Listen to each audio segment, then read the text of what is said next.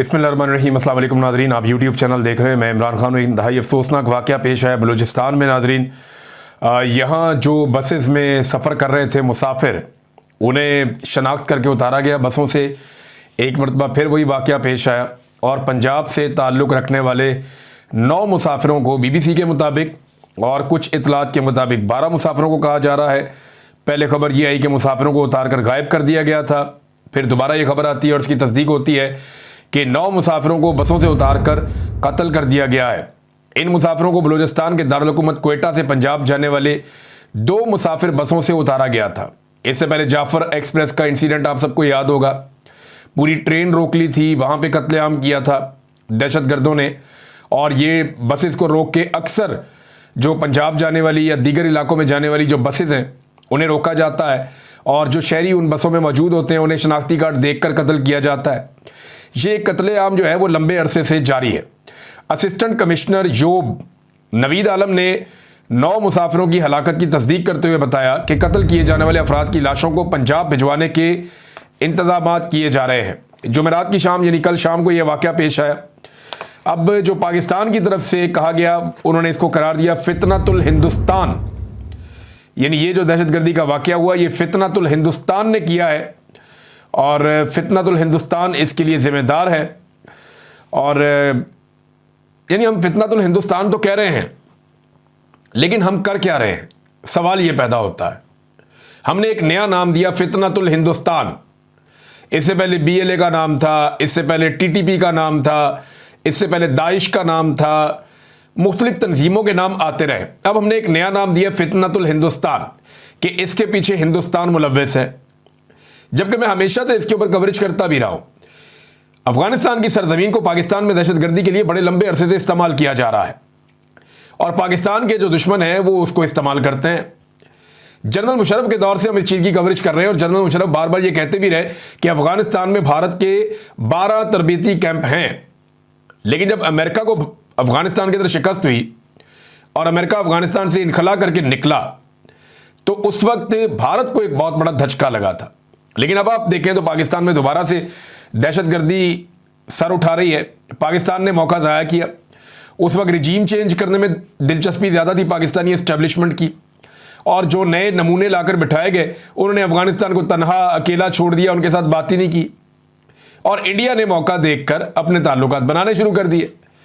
अब सूरत हाल ये है कि बलूचिस्तान में दहशतगर्दी हो, खैबर पख्तूनख्वा में दहशतगर्दी हो तो हम ये कह देते हैं फितनतुल हिंदुस्तान है। लेकिन प्रैक्टिकली हम क्या करें, यानी क्या ये कह देने से हमारी जिम्मेदारी खत्म हो जाती है? पाकिस्तान की इंटेलिजेंस कहाँ पे है, पाकिस्तान का जो सिक्योरिटी का निज़ाम है वो कहाँ पे है? कोयटा से बाहर निकलते ही लोग गैर महफूज हो जाते हैं। कोयटा एक ऐसा बंद इलाका है जहाँ पे लोगों को महफूज रखने की कोशिश की गई है। कोयटा से बाहर निकलते ही लोग गैर महफूज हो जाते हैं, कत्लेआम शुरू हो जाता है। शाम के बाद कोई ट्रेवल नहीं कर सकता पूरे बलूचिस्तान में। अक्सर इलाके और बड़ी शाहराएं वो नो गो एरियाज बने हुए हैं। तो क्या मारंग बलोच को अंदर डालने से अमन आ गया? वो एक सियासी आवाज़ है। ऐसी आवाज़ों को इस्तेमाल किया जाता है मामलात को ठीक करने के लिए। जिन्हें लोग सुनते हैं, जिनकी बात लोग सुनते हैं, ऐसे लोगों को अंगेज किया जाता है कि बैठो बात करते हैं, आपकी जो शिकायत है वो भी सुनते हैं। बहुत सारे नौजवानों को लापता किया गया। सैकड़ों नौजवान गुज़िश्ता चंद अरसे में, कुछ अरसे में लापता हो गए बलूचिस्तान से। वो उनके लापता होने के बाद फिर दहशतगर्दी खत्म होनी चाहिए थी ना, फिर क्यों नहीं खत्म हो रही? तो पाकिस्तान की रियासत को यह समझना पड़ेगा कि उनकी स्ट्रेटेजी ठीक नहीं है, वो सही हिकमत अमली से नहीं लड़ रहे। देखिए, अगर लड़ाई से यह मसला हल होना होता तो आप वहां पे लगभग कोई 20 साल से तो बंदे मार रहे हैं आप। परवेज मुशर्रफ ने अकबर बुगटी का कत्ल किया था। अकबर बुगटी के कत्ल से लेकर अब तक 10,000 से ज्यादा बंदे शहीद हो गए बलूचिस्तान में। वो एक कत्ल पाकिस्तान के गले आज तक पड़ा हुआ है। तो एक के बाद एक कत्ल किया जाता है, एक के बाद एक जुल्म किया जाता है और दहशतगर्दी खत्म होने का नाम नहीं ले रही। तो रियासत पाकिस्तान को देखना पड़ेगा कि 20 साल में उन्होंने कितने ऑपरेशंस किए हैं और इतने सारे ऑपरेशंस के बाद, इतनी सारी जबरी गुमशुदगियों के बाद, इतने सारे बंदों की गिरफ्तारियों के बाद, इतनी सारी कठपुतली हुकूमतें बनाने के बाद, अपने सियासतदान लाने के बाद, इतने सारे जाली इलेक्शन करवाने के बाद भी अगर वो वहां पे लॉ एंड ऑर्डर को मेंटेन नहीं कर पा रहे या बलूचिस्तान के हालात को ठीक नहीं कर पा रहे, तो फिर अपनी फार्मूला चेंज करें, सियासतदानों को दें मौका, वो इस मामले को ठीक करते हैं। बलूचिस्तान का मसला सियासी है, कबायली इलाकों का मसला सियासी है। जब सियासी अंदाज में इमरान खान ने 25वीं आईनी तरमीम के जरिए मसला हल कर दिया था कबायली इलाकों का और फाटा को जम कर दिया था खैबर पख्तूनख्वा में, तो फिर उनका फंड देते ना, उनके पैसे उनको जारी करते, उनका पैसा उन्हें मिलता, वो तरक्की करते, हालात बेहतर होते उस इलाके के, वो लोग खुशहाल हो जाते, कोई तालीम बनती वहाँ पे, कोई हेल्थ बनती वहाँ पे, कुछ लोगों को नौकरियाँ मिलती, कोई रोज़गार मिलते, कुछ लोग कारोबार करते, कुछ किसानों को सपोर्ट मिलती, तो शायद हालात बेहतर होते। लेकिन फार्मूला वही पुराना, इनकी मादनियत भी छीन लो, इनके नौजवान भी छीन लो, यहाँ ड्रोन हमले भी करो, और इधर जो लोग जिनका खून बहेगा उसके बदले में पाकिस्तान पैसा बनाता है। ये हमारी पुरानी सोच है। इस सोच के साथ अमन नहीं आएगा, हमें ये देखना पड़ेगा।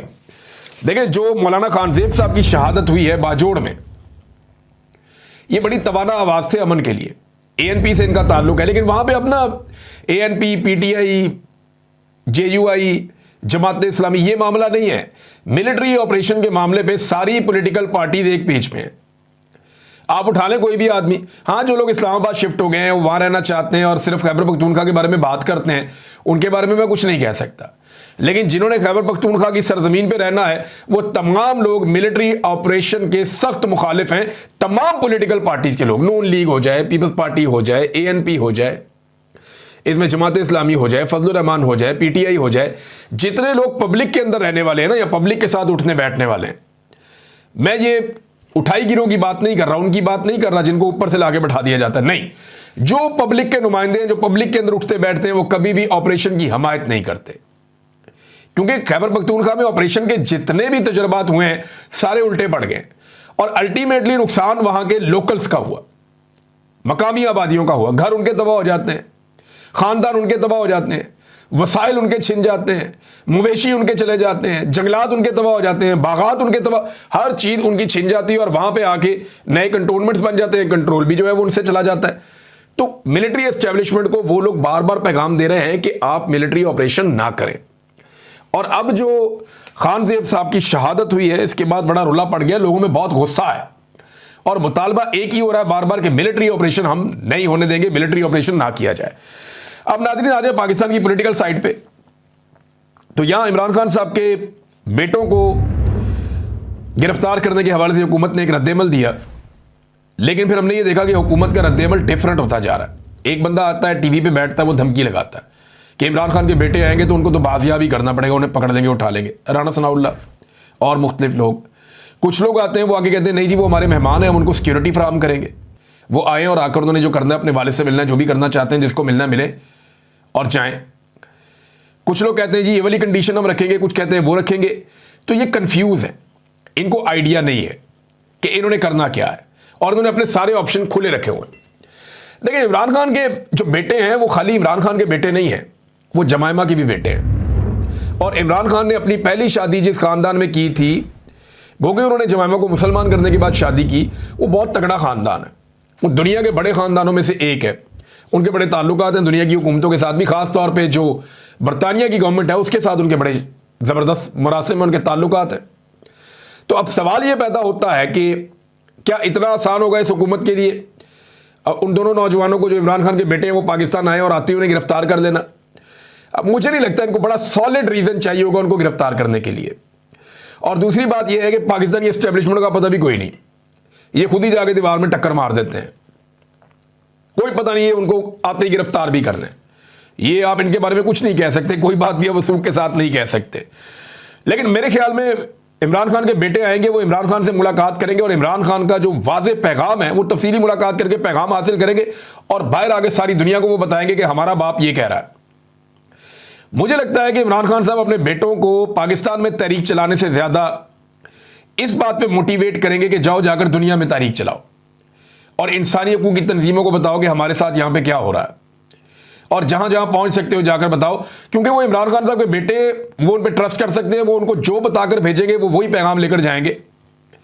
मुझे ज़ाती तौर पे ऐसा लगता है, ये बात गलत भी हो सकती है, मेरी असेसमेंट है, क्योंकि देखिए तहरीक इंसाफ की क़यादत ने यह फैसला करना है कि उन्होंने इन इमरान खान के बेटों को पाकिस्तान में कितनी देर रखना है। देखिए ना, अगर सलमान और कासिम पाकिस्तान आ जाते हैं और वो आकर एहतजाज में शामिल हो जाते हैं, तो क्या एहतजाज करने से, उनके एहतजाज करने से इमरान खान साहब जेल से बाहर आ जाएंगे?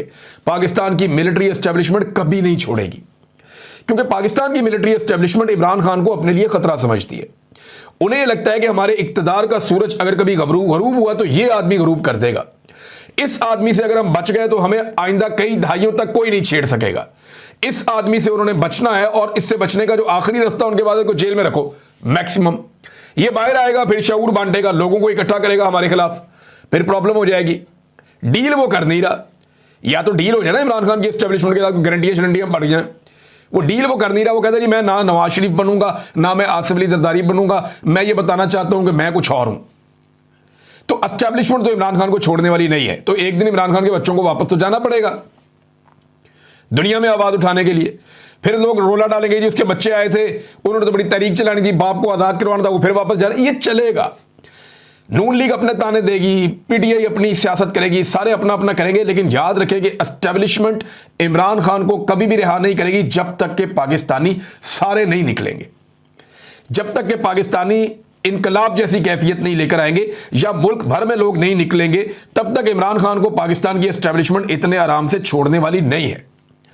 और वैसे भी एक बात याद रखें, इमरान खान का जो नुक्ता नजर है वो अपनी सियासी पार्टी के नुक्ता नजर से उतना मैच नहीं करता। इमरान खान साहब इनसे बहुत आगे निकल गए इस लड़ाई में। देखें ना, आप दो मिसालें मैं आपके सामने रख देता हूं। ये जो सियासी जमातें हैं, ये अपनी सियासी जमात को भी बचाना चाहती हैं। इमरान खान साहब इससे आगे निकल गए, वो पूरी कौम को ही बचाना चाहते हैं। इनकी लड़ाई अपनी सियासत के लिए है। इमरान खान साहब की पार्टी के अंदर जो लोग हैं मैं उनकी बात कर रहा हूं कि मैं सियासत करूंगा, मैं एमएनए बनूंगा, मैं एमपीए बनूंगा, मैं मिनिस्टर बनूंगा, हमने सियासत करनी है, अपने मुल्क के लिए अच्छा करना। जो इमरान खान की लड़ाई इस वक्त कौम के लिए है, वो एक डिफरेंट लेवल पे जाके लड़ रहा है। मिसाल के तौर पे ये सारे मिलके अपनी सियासी स्पेस लेना चाहते हैं एस्टेब्लिशमेंट से, कि एस्टेब्लिशमेंट हमारे लिए थोड़ी स्पेस क्रिएट करे। इनका नुक्ता नजर यह है, इमरान खान का यह है कि मैं एस्टेब्लिशमेंट से उसकी स्पेस छीन लूंगा और मैं उनको उनके काम पे लगाऊंगा। मैंने उनको अब ये काम नहीं करने देना जिस गंदे काम पे वो पिछले 70 साल से लगे हुए। अब ये दो अलग अलग नजरिए ही अलग है, सोचने का तरीका ही अलग है।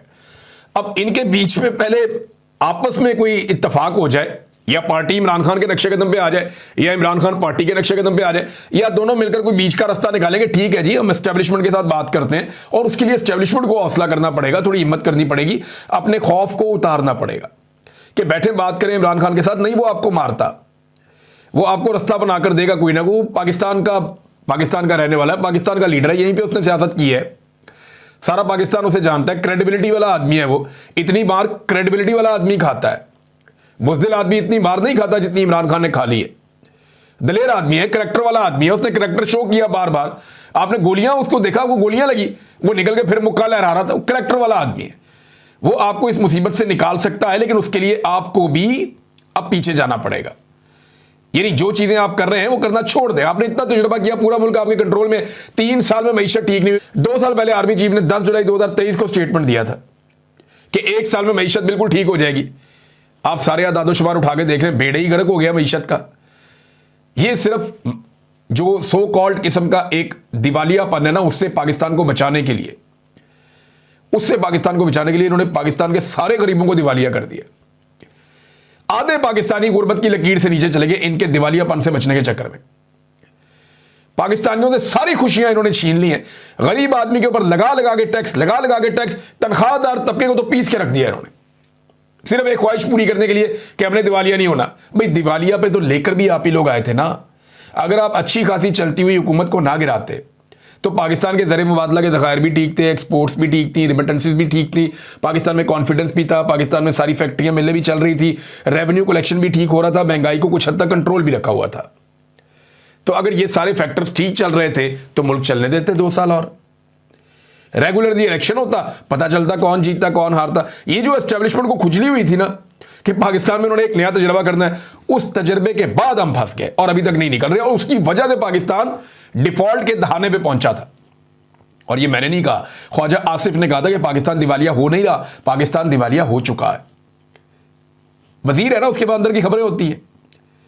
लेकिन फिर इन्होंने जिद पकड़ ली कि हमने दिवालिया नहीं होने देना, हमने पूरे पाकिस्तान की आवाम को दिवालिया कर देना है, हमने अपने मुल्क को दिवालिया नहीं होने देना।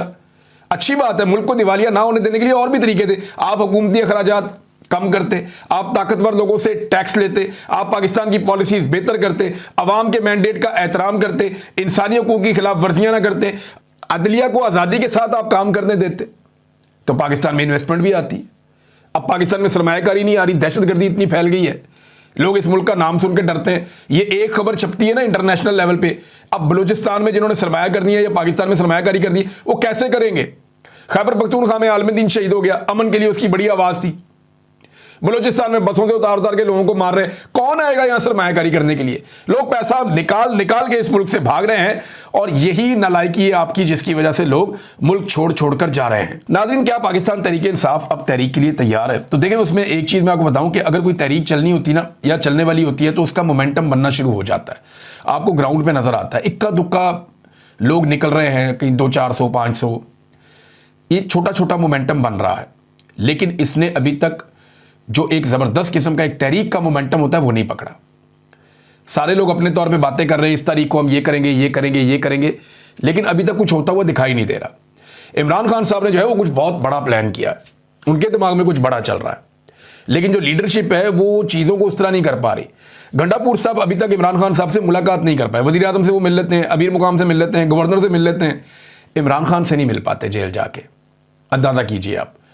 अलीना शिगरी साहिबा को उनके प्रोग्राम में बैठ के ख्वाजा आसिफ ने ताना दिया कि मीडिया को जाके मिलना चाहिए ना इमरान खान से, जाके आप देख लें कि वो कितने कंफर्टेबल हैं। वो मिलने चली गई, पीटीआई ने उनका नाम भी लिख कर दे दिया। अब वहां से वो ख्वाजा आसिफ को बार बार फोन कर रही हैं, उन्हें इतला पहुंचा रही हैं, उन्हें कह रही हैं जनाब मिलाएं इमरान खान से, आपने कहा था।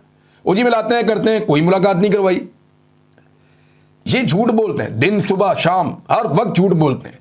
ये जेल जो है ये इस वक्त मिलिट्री एस्टेब्लिशमेंट के कंट्रोल में है, या मरियम नवाज और मिलिट्री एस्टेब्लिशमेंट ने मिलकर कंट्रोल किया हुआ है। वो दोनों तो एक ही पेज पे हैं, एक ही सिक्के के दो रुख हैं इस वक्त। तो ख्वाजा आसिफ जैसे वहां कुछ नहीं बेचते, इनके कुछ पल्ले नहीं है। ये किसी टॉक शो में बैठ के कुछ भी कह दें, ये तो कहेंगे इन्होंने तो सबने बैठ के इकट्ठे अच्छे खासे सियासतदान हैं, उन्होंने बैठकर कहा जी ठीक है ये चीजें हमारी तय हो गई, आप जाके इमरान खान से अप्रूवल ले आए। वो कहते जी हम जा रहे हैं इमरान खान से अप्रूवल लेने। मिलिट्री एस्टेब्लिशमेंट ने इमरान खान से मुलाकात नहीं होने दी और वो मुज़ाकरात फारिग हो गए। ये मुज़ाकरात नवंबर के बाद हुए थे, ये ना ये मुज़ाकरात करने के काबिल है ना किसी और चीज़ के काबिल है। और गंडापुर साहब को इमरान खान साहब से मिलने की कोशिश करनी चाहिए।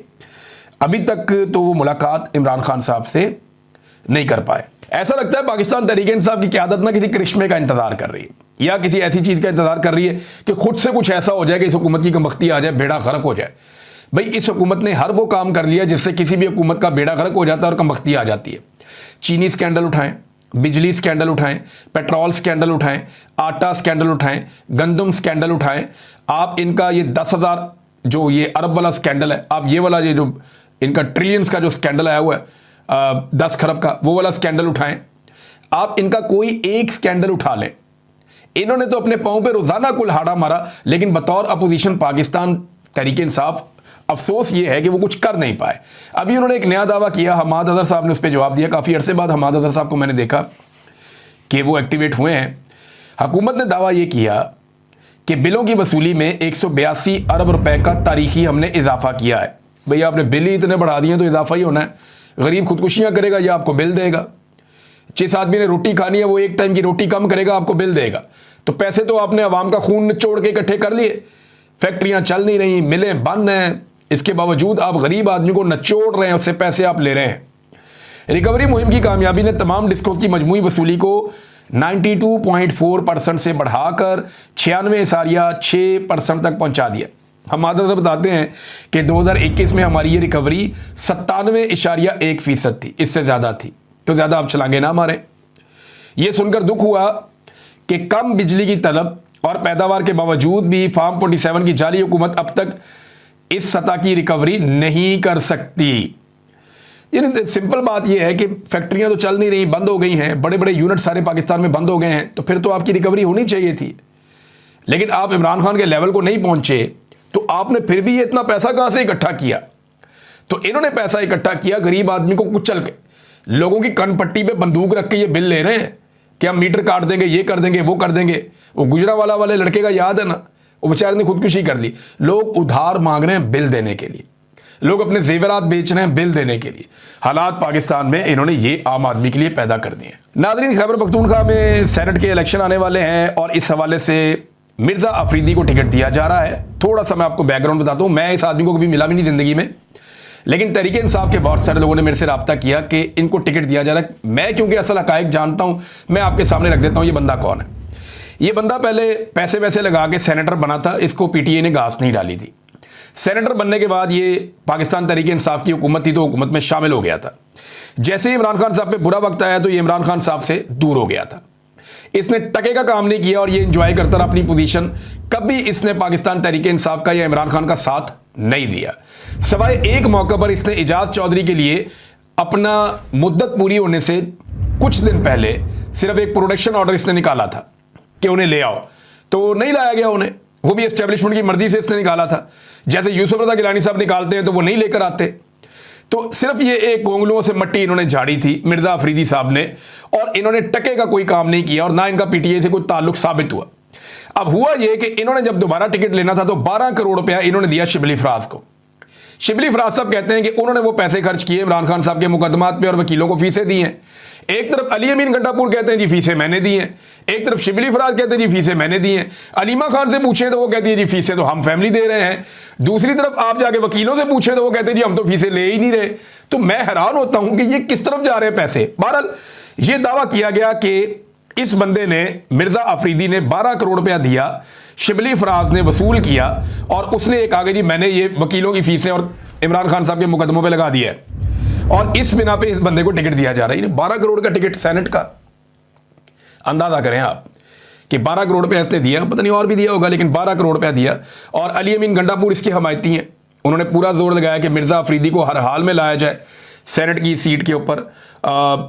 इसके मैंने, क्योंकि एक जगह पे मैं खुद इसका विटनेस हूँ, अली अमीन गंडापुर, शिबली फराज और बैरिस्टर गौहर, इन तीनों ने पूरा जोर लगाया था कि मिर्ज़ा अफरीदी को किसी तरह टिकट दिया जाए और इसके लिए इन्होंने पूरी प्लानिंग की थी कि मिर्ज़ा अफरीदी को ही सेनेटर हर हाल में बनवाया जाए।